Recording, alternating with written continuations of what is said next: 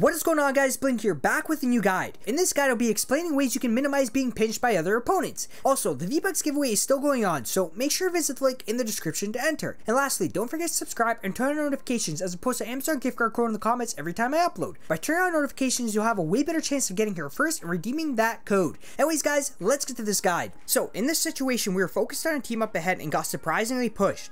Now, to stop the push, walls are your friend. Build walls to prevent shots, and build walls to prevent any buildups above you.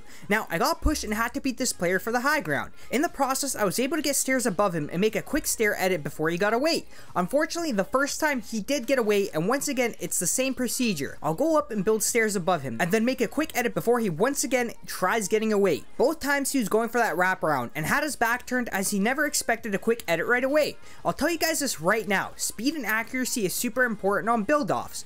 Being able to build faster than your opponent will usually get you to the high ground, but you gotta be able to build fast and place the right materials at the right time. So if you're not that fast, then it will come, just keep at it. Now, if you're messing up a lot, then take a look at your replays and see where you struggle building the most. Figure out what's holding you back and practice somewhere far from players, and see if you can combo speed with accuracy. I used to go to Wailing Woods a lot to practice my speed and accuracy of building. It really did help, but by just playing and engaging into fights, you'll develop that skill over time. Just make sure you're pushing players and just attempting to always fight. Here's another example of getting pinched. This one's a little less pressured, but it could have been worse if I ignored the situation. I was pushing a player inside a house and heard bullets whizzing by. Never saw the bullets, but heard them whizzing by me. So I instantly walled up in the direction of the bullet sounds and placed a stare down for the peek. I was able to get the kill, but if you ever end up in this situation where you're getting shot by someone else, especially in a building battle, then see if you can put a little bit of damage onto your opponent. That way he backs off a little and takes time to heal up. You don't want to put all your focus towards him, especially if you have another opponent pressuring you. Take a few shots and focus right back onto your main opponent, as you don't want to sidetrack for too long. So as I've shown, sound is important. Make sure you're listening to bullet whizzing, and if you ever hear bullets whiz by, you don't have to confirm they are heading towards you. Build in the direction of the shots first, then analyze the situation, as you want to avoid taking damage just in case. Had I ignored this player or taken too long to try putting on some damage, then I would have gotten shot by the original player I was looking for, as he was right under me. So speed is important. Getting shot at, then build walls to peek over for quick shots, then continue on with your current fight. Now, what if you're in between two teams or two players? Then what?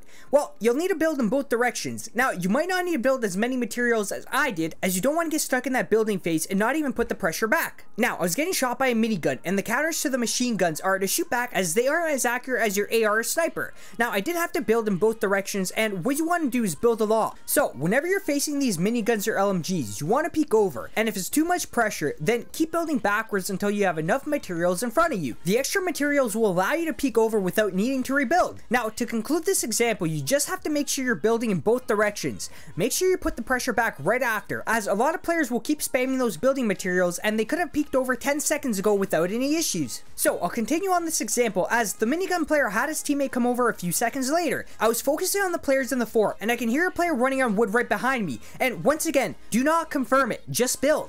Build those walls and take a peek right after. Now, I did spot him in the air with his RPG out, and he put a shot right into my wall, taking most of his HP off. If you have an RPG, then they can be super deadly to yourself if you're facing off against a good player. You gotta watch out, because one wall from your opponent can absolutely put you into the ground. Now, I don't want to talk about it too much, as I do want to make an explosives guide which will be packed with information. So, this player does take a lot of damage and now has to heal. What I do is keep the pressure on him like I always say. I tried getting my AR spray into his box and it wasn't possible, so I replaced his wall for a quick peek, pulled out my pump as he did have his building materials out, and got the elimination. Now, one more tip about pumps that I've never explained. Even if your opponent has his weapon out, you can still pull out your pump if you follow this one main step, which is make the edit with your opponent on the right side of your screen. Now, when you do this, you also want to make sure your player model is not exposed when you confirm the edit. In this situation, it was slightly exposed, but if your opponent does have his weapon out, then walk a little bit more left, that way he can't see you after the edit. You're then able to utilize that right side peeking angle for a quick pump shot, as he's in a disadvantage trying to fight you when he's not in any sort of cover. So in this next example, I ended up pinching a player after he eliminated someone. He stayed below and never tried going for that build off, which is what he should have done. If you get pressured hard, then don't expect getting a heal off. Try building up for that high ground, that way you can heal above or come right back down if you create a massive mess of materials. Being inside of 1x1 won't stop a close opponent from pushing. At least with the build off, if you're successful getting above or making a mess, you can heal up above or come right back down and hide somewhere inside your materials, just to give you time to heal. Now, I got pinched right after, and it wasn't a super aggressive pinch, as I never allowed it. Shot my opponent's materials as it went for the minis. I actually never took the minis because my opponent noticed I changed my positioning. So what I did was use my initial cover I built a few seconds ago to cover my tracks. He never noticed, and I got off some critical damage because of it. Making smart decisions will help a lot. If you notice a player still shooting a previously built structure,